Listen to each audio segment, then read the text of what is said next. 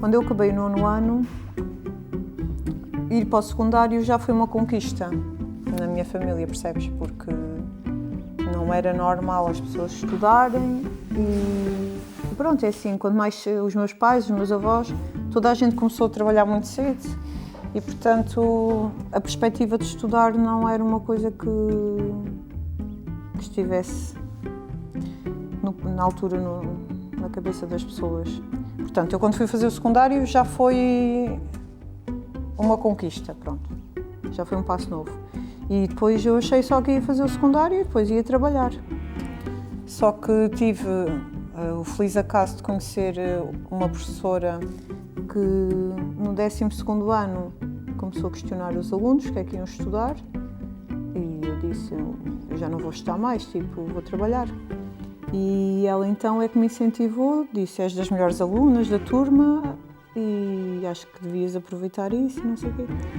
E eu tinha aquela ideia que a faculdade era para as pessoas que tinham dinheiro, para a gente, pessoas com dinheiro, ricas.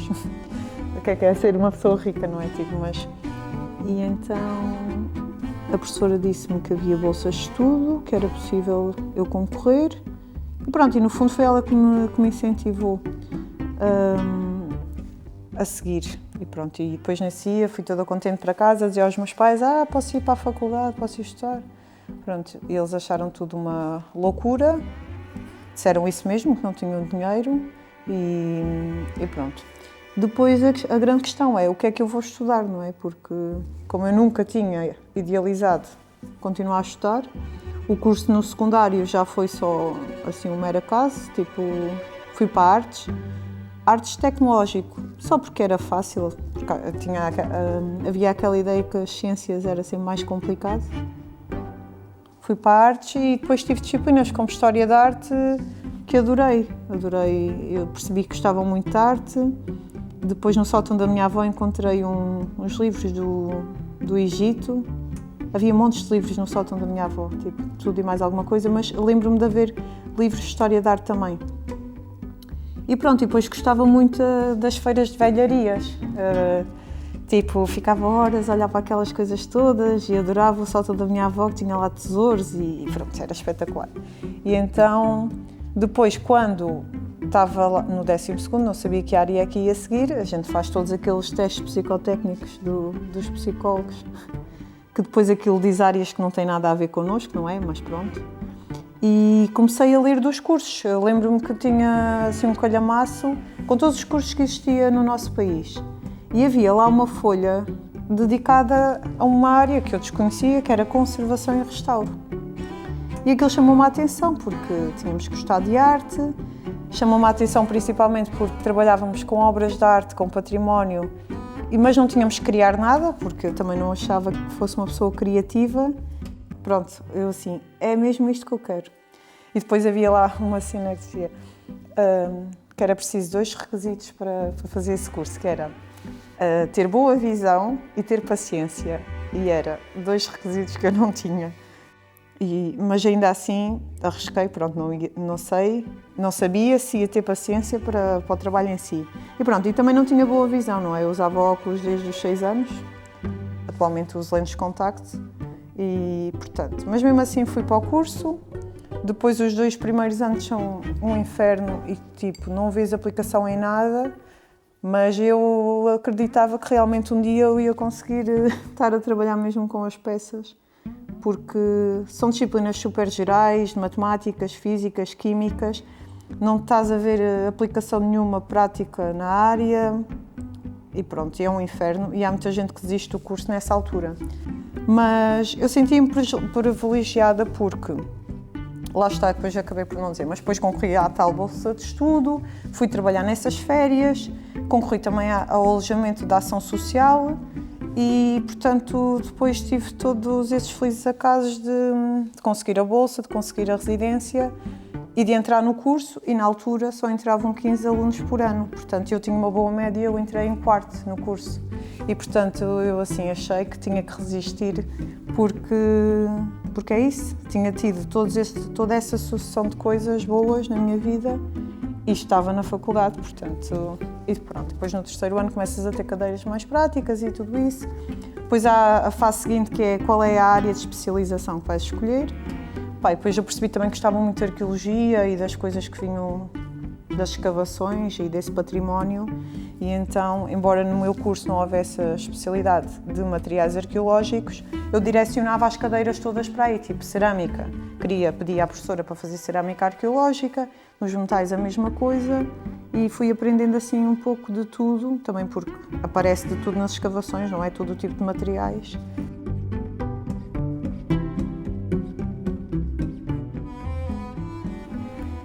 Esta escultura foi aqui, se calhar, dos maiores desafios que eu tive aqui no Museu da Horta, porque ela estava completamente a desfazer-se. A camada de policromia estava em destacamento, toda levantada, com muitas lacunas e, portanto, foi necessário um trabalho profundo de fixação do que existia de policromia. E depois, então, foi feito o preenchimento das lacunas que faltavam e foi feita a integração cromática, que é feito com um método diferenciado, que é feito com tracinhos.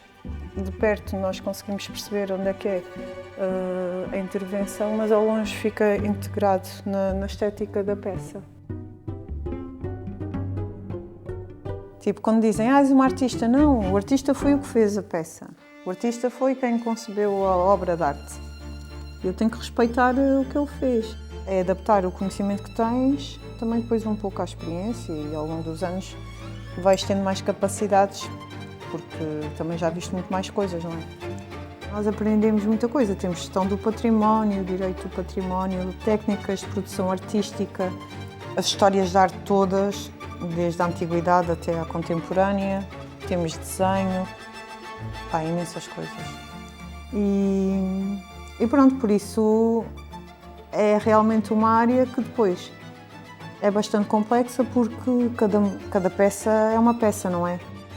Foi feita também fixação da policromia, preenchimento de lacunas e depois também feito aqui a integração cromática com um método diferenciado, que ao perto consegue-se perceber onde é que foi feita a intervenção e no final foi aplicada uma camada de verniz nova. Fiz a limpeza e havia muitos elementos em falta que voltei a fazer em gesso, com recurso a moldes, com cera de dentista e depois também com gesso, que era para fazer os elementos em falta. E depois, quando estávamos a arrumar as reservas, encontrei uma caixa que tinha alguns desses elementos. Portanto, depois voltei a fazer uma segunda intervenção mais tarde para retirar os elementos que eu tinha feito, para colocar os originais e pronto, mas acho que ficou muito bem. Um fator muito importante, principal, é realmente gostares daquilo que fazes, é ter paixão por esta profissão, porque não é qualquer pessoa que executa este trabalho com paixão e acho que isso é a diferença de gostares do que fazes no dia-a-dia ou vires trabalhar por obrigação.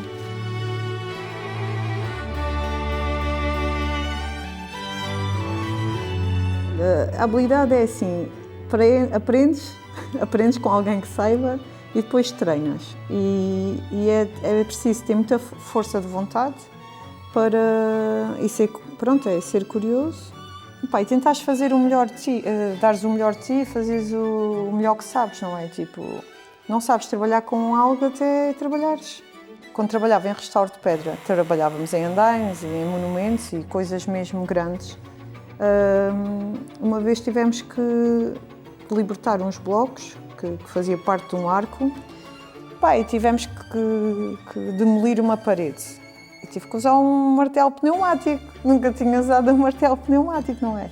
Tipo, porque na minha área não se usam martelos pneumáticos, mas alguns na vida depois tens que usar determinadas coisas e aprendes, não é?